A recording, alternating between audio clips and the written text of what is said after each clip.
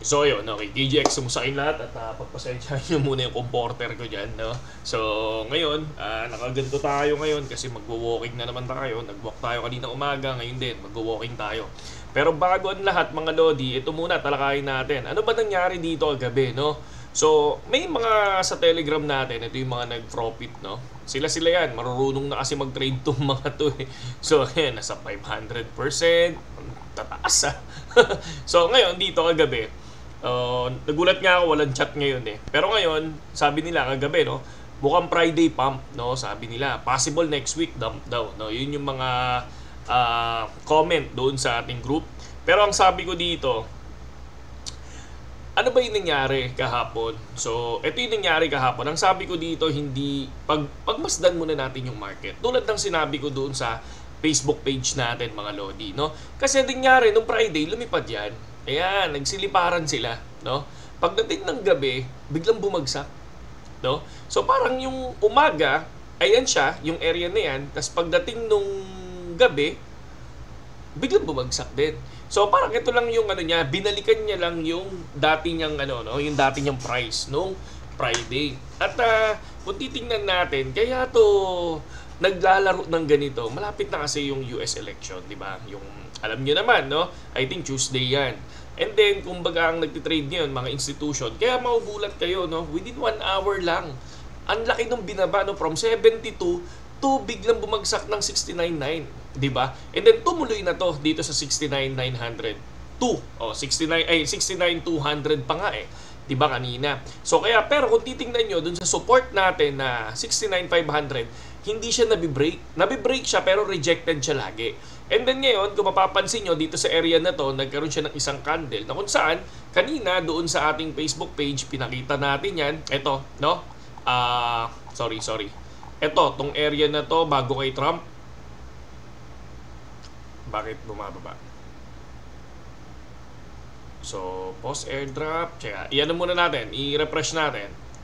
So, nag-post tayo dyan ng reels, no? Ayan, pasok ka kasi ng pasok. So, para to dun sa mga bago, no? Yun yung ginawa nating reels na pinakita ko doon, nag 20% profit tayo dito sa Bitcoin. Na kung saan, ganun din ang ginagawa natin ngayon. Kunyari, pupunta tayo sa future. So, pumasok ulit ako, no? Pangalawang trade natin ngayon. Kung mapapansin natin, eto, nasa 7% pa lang siya, tapos 51 pesos. Kasi karaniwan sa mga viewers natin, ang gusto nila, malaki yung margin nila. Sabi nila, kay GX kaya ka nagtitipin ng 20% to 30% kasi malaki margin mo eh. Hindi ako nagmamalaki ng margin, no? Bihirang-bihira ako magmalaki ng margin. No? Pinapakita ko sa inyo, minsan ang margin ko lang 1,000, 1,500, minsan pa nga below. Ito, katulad dito, below 500 to. So, kung ang 15 USDT or 11 pa nga eh, 11 USDT, 500 pesos. Na kung saan, kanina nag-TP ako ng 180 pesos. Diba? 20%. Tapos ngayon, inihintay ko mag 20%. Pero nakaka-cut loss ako ng ilan?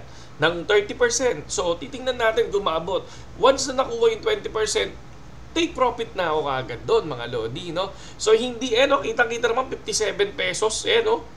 8%, di ba? So karaniwan kasi ng mga ginagawa ninyo, mga Lodi, no?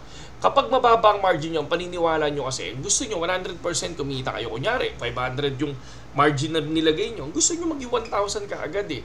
Di ba? Ako, hindi ako ganun, no? Hindi ako tulad nyo na ganun. Hindi.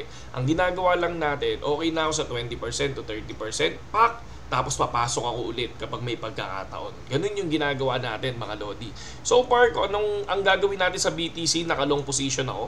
So 30% cut loss. Kung baga titingnan natin kung bumagsak man yan, ma-break si 69,500 at dumiretso dito kay 68,300. So, cut loss 30%. Di ko pinanghihinayangan yan, mga idol, no? So, ganun lang yan. Once na bumaba dito sa 68,300, possible mag-bounce siya. So, ngayon, hanggat hindi na-break to sa susunod na candle, tingnan natin, baka bukas, no? Yung Sunday ang tinitingnan ko dito eh, tsaka Monday, mga Lodi. Yung Monday, automatic yan. Maglalaro yan. Kumbaga, I think mabilis yung mangyayari niya high and low, no, pagdating ng Monday. Parang ganito, kung mapapansin nyo, biglang lumipad, nagulat kayo. Pero anong nangyari? Biglang bumagsak tulad nung sinabi natin dito sa Facebook natin. So ito siya. Sabi ko, Bitcoin back to 71,000, no? Halos nag 79 pa nga. Friday dump kanina, then nag-Friday pump. So, mali pa yung spelling ko ng Friday. Friday pump, no? Sabi kong gano'n, bumalik lang sa price kanina umaga. Check muna natin. Kaya sabi ko, yun yung ganung klaseng trader ako, no? Hindi ako magpapadala sa hype ng yung galaw ng market ngayon. Pinag-aaralan natin yan. Kaya kanina dun sa reels natin, nakita nyo naman, so 180 pesos. Tapos ngayon, susubukan ko ulit na 180 pesos. Parang ganun lang tayo mag-trade, no? So basta tahimik ang market, ganun ako mag-trade. Pero kapag alam ko na may galawang market, aralin ko siya. Kapag pumasok dun sa pinaka-siniset ko, ayun, ano tayo, no? Parang nakaraan, medyo malaki yung margin ko nung nakaraan, no? Kaya halos 900, apat na 900 yun, no? Yung isa 1.2, 900, 1.3, tsaka 1,400 yata yung profit natin. 'Di ba? So, yun lang yun. Ganun lang yung ano ko sa market, napaka-simple lang. Hindi ako yung tipong masyadong technical masyado, no? Hindi, no? Hindi ako parang engineer na kailangan ko pang computing 'yan. Hindi na ganoon, mga lodi, no? So, tinitingnan ko na siya based doon sa tulad ng sinasabi ko, doon sa high and low, no? Kung saan bumagsak ng pinakamalupit, kung saan bumaba ay saan lumipad ng pinakamalupit. Ganun lang tayo magguhit ng mismong support and resistance natin, mga lodi. Okay, sa mga wala pang BitGet, mga lodi, nandiyan lang yung link natin sa description. Tapos, ayun, trade lang tayo sa BitGet, mga lodi. Sama-sama tayo, mga lods, no? And then dito, no, kung titingnan natin, ayan, latest election odds, no? So, sa Thursday, titingnan natin to. Pag nanalo si Trump, lilipad dyan. I think, Kamala, pag nanalo, kapag nanalo yan, automatic, I think magkakaroon ng drop. Pero alam nyo naman, no? Alam nyo naman, na bigla yan lumilipad, no? Minsan, bumabagsak ng ilalim, tapos biglang lumilipad. Kaya, medyo mababa lang talaga yung mina-margin natin. Kasi at least kahit pa paano, kung maka-plus ako, okay lang sa akin, di ba? Tsaka hindi ako, yung malaking yung sinasabi kasi nila na malaking margin, kailangan ng malaking margin. Ang tanong ko ba, ready ka ba kung malaki margin mo? Ready ka bang matalo? Ready ka bang ma-30% cut loss kapag malaki margin mo? Di ba? Kapag hindi ka ready, no, huwag ka magmamalaking margin, baka malagot ka. So ito, ganoon din si Crypto Rover, no? So tumataas ngayon si Kamala. Ayan. Tumataas, oh. So 57 to 42, medyo humahabol siya, mga idol, di ba? Tapos ito, yung mga ganito, katulad nito, no? Crypto Rover, no? Bitcoin looks very bullish, no? Lagi siyang ganito, no? Laging ganito yung mga influencer. Pag bumagsak yan, ang sasabihin nila, sino yung nag-sell ng Bitcoin? What the fuck? Who's the selling Bitcoin? Para, yun yung lagi nila sinasabi. Pero lagi din silang nagsasalita na, looks very bullish siya, Bitcoin. So, lagi silang gano'n. Lagi nilang pinapaklik, lalo-lalo na kapag mga bago, no? Kaya nga lagi ko sinasabi, huwag kayong masyadong, makinig lang kayo, pero mas maganda kung aralin pa rin ninyo. Mayroon kayong sariling support and resistance. Kasi, kapag katulad nito, kunyari sasabihin nila, Bitcoin will hit 100,000. Ang gagawin na ng mga bago, maglulong position na yan. Tapos sunog. Tapos biglang magugulat kayo, biglang babagsak, di ba? So, yun. Ako, hinihintay ko yung all-time. No, makakuha ng bagong all-time high. Tapos doon ako papasok. Okay. And next, airdrop update, no? Si Post, no, meron siyang airdrop, no? Kung mapapansin niyo parang ano to, no? Bagay sa mga tito, no? Pinakita naman natin sa list yan, no? Nandiyan yung link sa description. Check nyo na lang kung magugustuhan ninyo. Kasi halos wala pa siyang feature talaga na kung kailangan ba mag-quest.